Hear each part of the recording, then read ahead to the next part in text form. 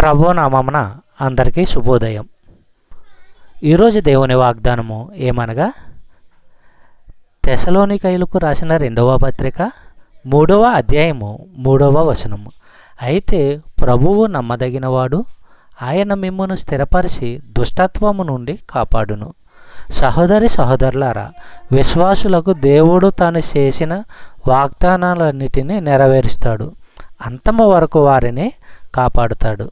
మత్తయి సువార్త 6వ అధ్యాయము 13వ వచనము మనము పరిశీలించినట్లయితే, మమ్ములను శోధనలోకి తేక దుష్టుని నుండి మమ్మును తప్పించుము. రాజ్యము, బలము, మహిమయు నీవై ఉన్నవి, ఆమెన్ అని కూర్చబడి ఉన్నది.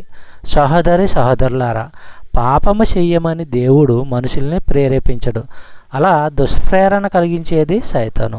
అయితే అలాంటి విషమ పరీక్షలు, దుష్ప్రేరణలు కలిగే సమయంలో మనల్ని క్షేమంగా ఉంచేందుకు మనము ఆధారపడవలసినది కేవలము దేవుని మీదే అని అర్థం చేసుకోవాలి.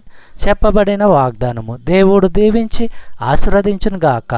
ఆమేన్.